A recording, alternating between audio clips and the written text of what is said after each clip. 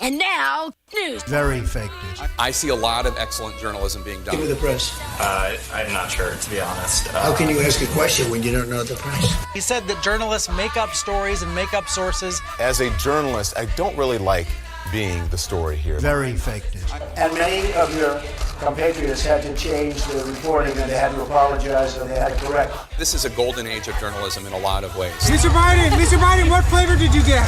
News.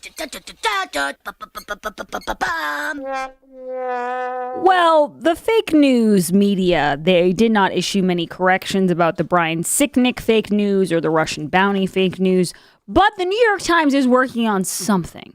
And I think you guys might get a kick out of this. New York Times balks at gender-neutral bathrooms, transgender byline demands. All right, so it's kind of a confusing headline, but here's the deal. When you think gray lady, you think wokeness. You think virtue signaling. You think liberal utopia. Well, not quite. The New York Times journalists want the company to bring in Ally McBeal style gender-neutral bathrooms. All right, so Ally McBeal was beyond my time. I did not know what this meant, so I had to Google it. Apparently in Ally McBeal, one of the parts of the show was that they all had to share one bathroom. It was gender-neutral. So this is what they want at the New York Times. And they also want the New York Times, they want the company to retroactively revise the bylines of transgender journalists who have changed their names. Those are the issues topping the list of demands by the Gray Ladies' unionized editorial staffers. The previous union contract expired at the end of March.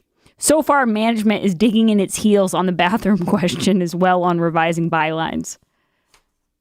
You guys just better get to it. You know why? I've learned something. I've learned something watching this woke culture take over.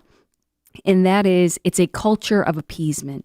We just keep on giving the toddler who's throwing the tantrum candy in hopes that for a little while they will stop screaming bloody murder. And for that 2 seconds of silence, you know, it's worth the price. You give them the ice cream and you go, for the love of God, please shut up.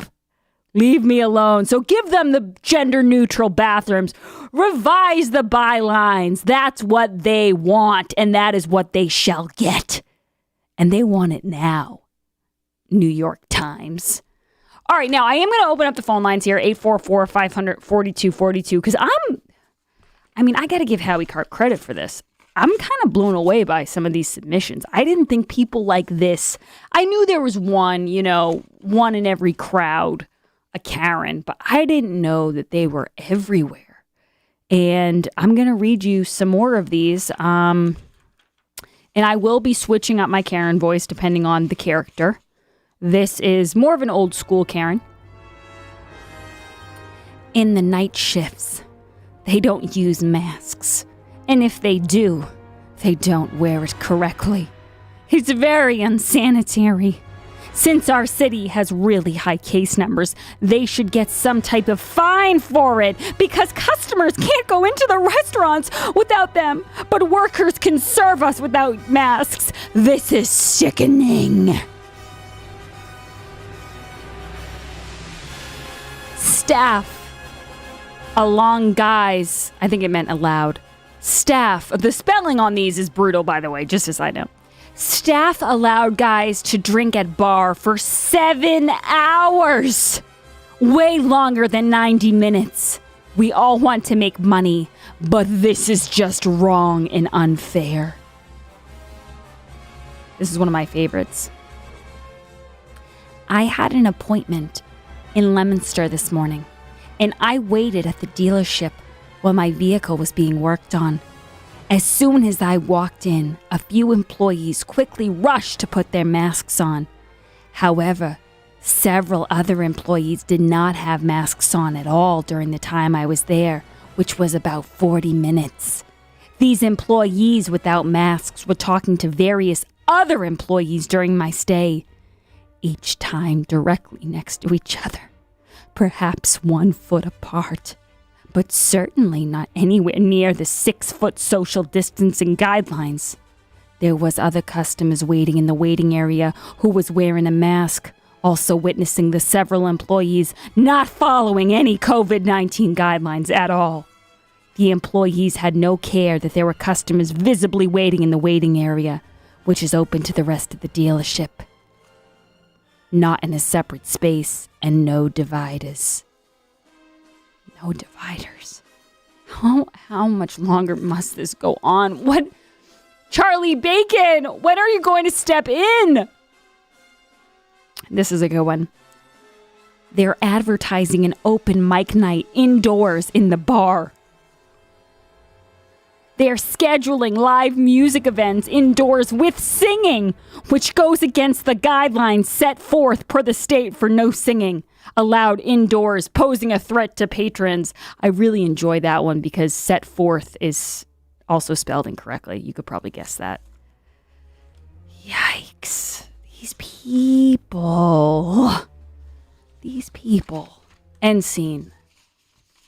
You know, this would actually be a really good experiment, you know, if we could get all these people in a room together and just do the Michael Scott to Toby Flenderson. Why are you the way that you are? You know, that's how my friends operate with me.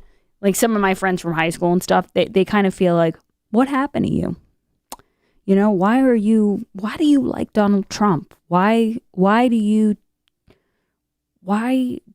host a conservative radio show? What went wrong?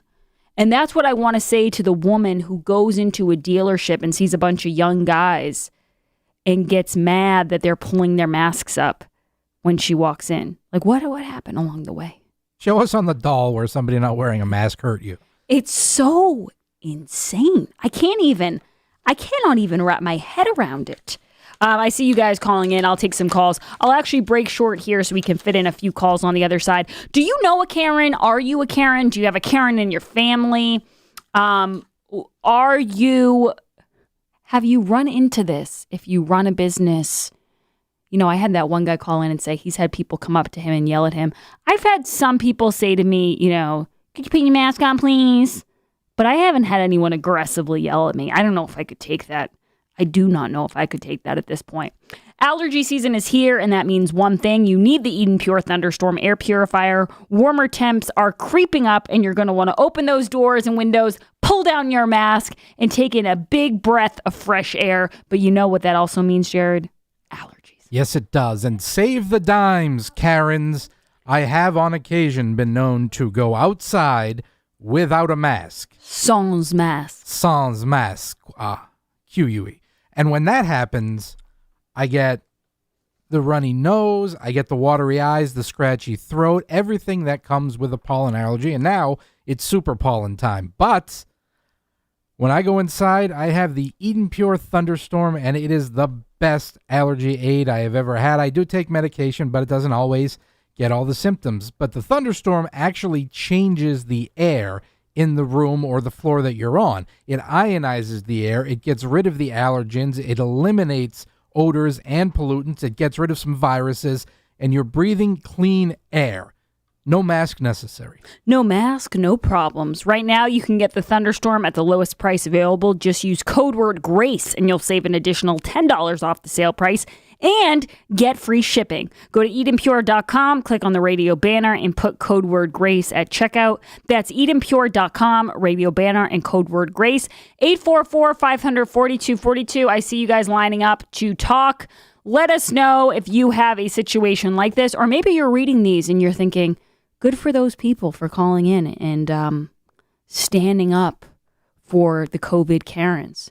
Maybe you understand this mindset. Maybe you can enlighten us. That's what we're all about here at the Grace Curley Show. We'll be right back on the other side with your calls. This is the Grace Curley Show. You're listening to the Grace Curley Show.